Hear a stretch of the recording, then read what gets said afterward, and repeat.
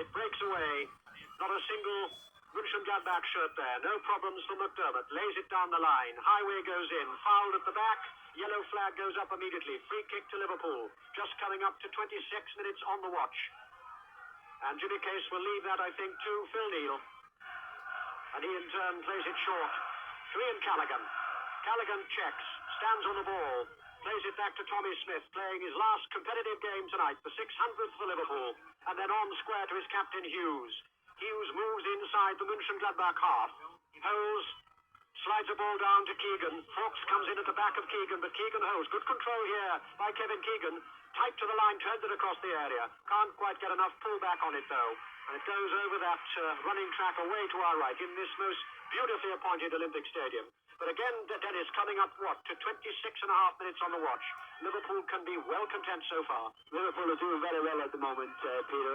And a bit of good news for them that Wimmer's gone off, because he really is one of the most dangerous players. He's played in so many important games and scored so many important goals that he is a great asset for the Borussia Mochengladbach. And by losing him, that is a feather in Liverpool's cap.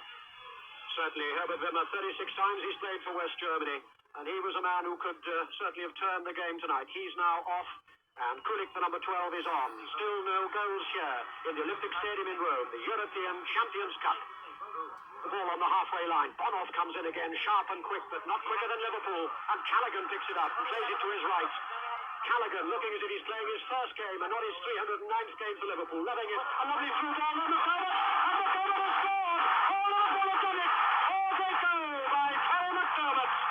It's his second European Cup goal of the season, and how very, very important that could be, because we all thought the first goal psychologically could score a bullseye. Terry McDermott hits the back of that Mochengladbach net. There was nothing anyone could do. McDermott scores. Borussia Mochengladbach 0, Liverpool 1. Well, I said before the game, Peter, I fancy Mochengladbach, but after the first 20 minutes, 25 minutes, Liverpool were taking control of the game. We could see that they were playing. Although Volks is marking Keegan well, Keegan is doing a tremendous job. And what a marvellous goal. And I was on the cards all the time that Liverpool would score. A great start then for Liverpool, and it's no more than they deserve. They look a very different side now to the 11 players who so wearily climbed the 39 steps of the Royal Box at Wembley. They're rejuvenated. They found a lightness of spirit. But these West German champions, of course, have not won the Bundesliga for the third time in succession for nothing. They're just as consistent as Liverpool, but certainly so far in this 28 and a half minutes, the sharpness, the teeth, and now the goal belong to Liverpool. They take a free kick. And the ball kicked downfield by Ray Clemens. Deep it lands inside the Mochengladbach half, and it's picked up by McDermott. There could be danger here for the Germans again. It's flicked off wide to Kevin Keegan. Keegan beautifully goes round one man. He's on the edge of that penalty area now. Out to Case on the far side. Case crosses, but offside, presumably given in fact against Jimmy Case on that far side, although he may have used his arm to control the ball. And the referee has given a free kick to Mochengladbach just outside their own penalty area. The kick taken quickly, and Wietkamp, big centre-back, moves forward. Oh, he's given it away to Keegan. He was lucky to get away with that one. The ball just bobbled away from Keegan. Uncharacteristic mistakes being made at the moment by the Mochengladbach players, and perhaps a sign of their growing frustration and their growing apprehension. They're still in possession, though, in the middle of the field. The ball played out to Kulik, the substitute on this near side of the field. Kulik, a short ball to Simonsen, halfway inside Liverpool's half. They're building intelligently again now. The ball with Stielike for Mochengladbach. Stielike flicks it on back. Dear Simonsen to Klinkhammer. Klinkhammer, a first-time ball into Liverpool's penalty area. Danger now for Liverpool. Finally, it's Callaghan who hacks his clearance away to this near side of the field. But there's Schaffer to control it again. On his thigh and play it short in field to Klinkhammer. Pressure now from Mochengladbach. Liverpool for once having to backpedal. The ball halfway inside their own half, and a misunderstanding. And the ball is on the right edge of that Liverpool penalty. And it's there! Oh, what a tragedy for Liverpool. A misunderstanding in defence. Ian Callaghan and I think Phil Neal was the other Liverpool player involved. One fatal error. And suddenly Mochengladbach are back in this match with a vengeance.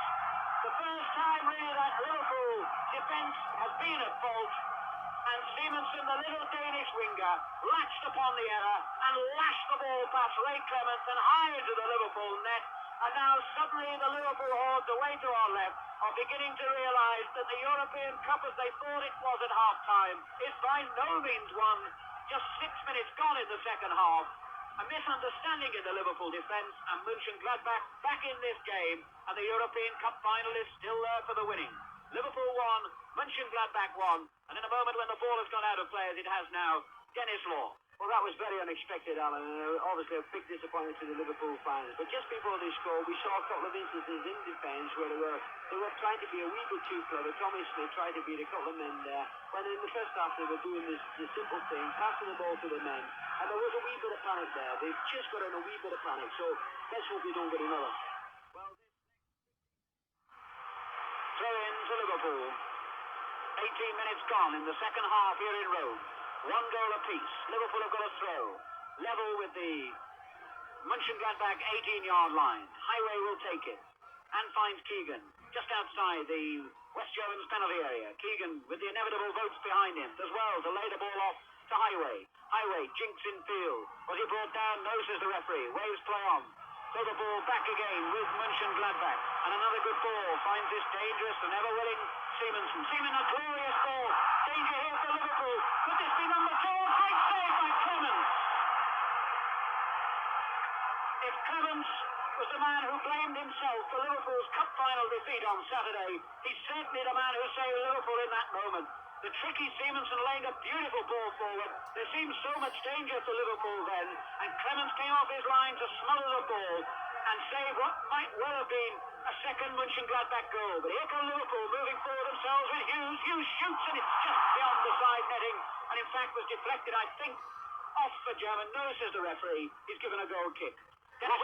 What we've seen this half, Alan, is that the Germans are getting the ball up front much faster than in the second half. And we saw a glorious ball from Siemens in that, and an equally great save from Clemens. But this is what the pattern is.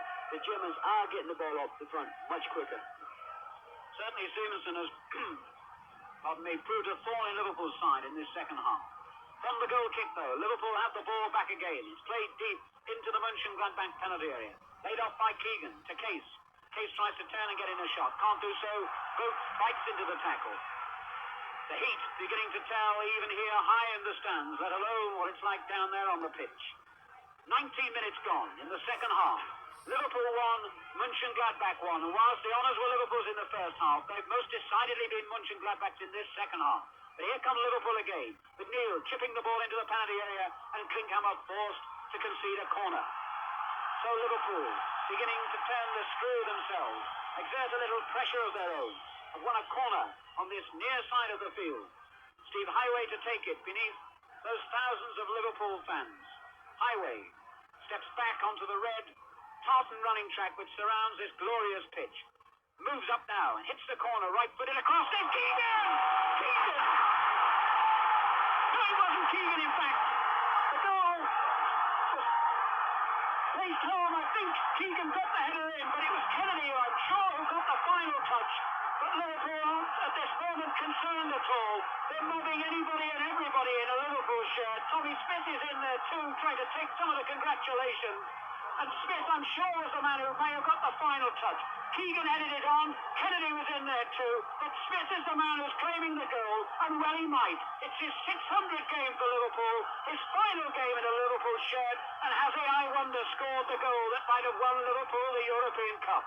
Smith indeed the man, looking at it again, who got that final touch, and what a moment. His first goal of the season, and he scores it in the European Cup final. The ball was hit in from the left wing. Keegan got his head to the ball, flicked it on. Two Liverpool men climbed for it, Kennedy and Smith together. And it was Smith who got the final glancing header beyond Wolfgang Neeb. And Liverpool back in front. Liverpool 2, Mochengladbach 1. Dennis Law. Well, what a daft game this is, Alan. We just saw that the Germans were taking control of the game. We always suspected that from cross balls, the Germans were a bit suspect. But we didn't expect for Liverpool to come back so quick, and a marvellous cross and a marvellous header. What a delightful for Tommy Smith. But already the Germans moving forward. And I think it'll be a Liverpool flow, it is indeed. Neil will take the throw. 9 minutes to go. Liverpool 9 minutes away from winning the European Cup. Mochengladbach 9 minutes away from pulling it back for West Germany. the throw, and there's a muddle because it's a very tight tangle of bodies on that far side, but it'll be another throw to Liverpool. In fact, the referee has seen something in that tangle of bodies and has given a free kick to Liverpool. And Neil will take the free kick. Short to Smith. Smith plays it on, finds Keegan. Keegan comes away from Fawkes, plays it back. A first-time ball finds Kennedy. Short to Keegan. Kennedy gallops away for the return, but Keegan comes infield. He goes round Bertie Fawkes, and Keegan's going inside the area, and Keegan's brought down, and that's a penalty. That is a penalty, and that was no more than Liverpool deserved, because Keegan had made a glorious run inside the box, and Bertie Fawkes came clattering after Keegan. He went round Bertie Fawkes, and Keegan was brought down, and now about 100,000 photographers are running the whole length of the Olympic Stadium to stand behind the Mochengladbach net, because if Phil Neal scores this, and it's got to be Phil Neal, the penalty king of Liverpool, Phil Neal, I would think, could win the European Cup for Liverpool. Phil Neal spots the ball up more carefully than he's ever done before. He scored 3 European Cup goals, 1 with a penalty. Let's wait. He comes up. 3-1. And Phil Neal has almost certainly won the European Cup for Liverpool. The man who was playing for 4th Division Northampton in 1974 has scored his 4th European Cup goal. As clean a penalty as you could wish to see. Rome belongs to the Mersey. Phil Neal has surely done it for them now. Liverpool 3, Borussia Mochengladbach 1. We've got now 50 seconds to go. Liverpool are 50 seconds away from a little bit of history. The 3rd British club to win the European Cup. Celtic, remember, back in 1967. Manchester United in 1968 at Wembley when they beat Benfica 4-1, and when Dennis Law listened to it in a hospital up in Manchester. Well, he's here tonight to see Liverpool do it. We're now in the last 25 seconds of the 1977 European Cup final in Rome, and it all belongs to Liverpool. The ball is played into their area. Clements comes off his line, clutches the ball. Referee thinks says play on. He does, and Clements throws it underarm. 10 seconds to go. Any time now, you will hear a whistle, and then Rome will belong to the Liverpool supporters, and the cup will belong to the Liverpool team. The ball played back by Hughes to Clements. We move into injury time. There can be very little time added on for injuries here. 3-1 to Liverpool. Ball played inside the half. That's the whistle. And Liverpool has made history. The 3rd British club to win the European Cup. The one they wanted more than anything. And Emlyn Hughes runs across to the bench, and all the Liverpool staff are there. Bob Paisley and Ronnie Moran and Joe Fagan, the man who plotted this for Liverpool, and all the Liverpool substitutes come out. David Fairclough, who was never asked for, Peter McDonald, the reserve goalkeeper, Alan Waddle, there's David Johnson, there's Alec Lindsay, John Toshak, not among the substitutes, but he will be more delighted than most, and Ronnie Moran picks Tommy Smith up. The man who scored the 2nd goal for Liverpool on his 600th game for them, and his last competitive match. And Tommy Smith and Ronnie Moran together, and Joe Fagan. I suspect that even the hard-bitten, cynical Tommy Smith, they even shed a tear. Who would have thought that? And Tommy Smith raises both fists in the air, because I'm certain, I'll bring Dennis Law into this any minute now, I'm certain that 2nd goal was important for Liverpool. But before we talk about that 2nd goal, let's just leave the emotional moments to them. The scenes to our left, a waving sea of red and white. I've never seen such enormous Liverpool flags. Like great red and white butterflies, they wave all over this Roman night. The Liverpool team come on to the red running track around this pitch. And the West German champions are beaten, for my money, rightly on the night, although Liverpool certainly was shaken by that equalising goal from Stevenson. The Liverpool players come off the pitch. And in the next minute or two, we will have the presentation of a cup that all the Liverpool players said they wanted more than anything. A remarkable record of consistency by Liverpool. They're the champions. They almost took it as a right for the 2nd consecutive season. Champions 10 times a record, 2 FA Cup wins, but now the one they wanted more than anything, the European Cup. And some of them look as if they cannot believe it. And below us, a figure of Bill Shankly. Bill Shankly the man who made this Liverpool team, coming up towards us. Bill,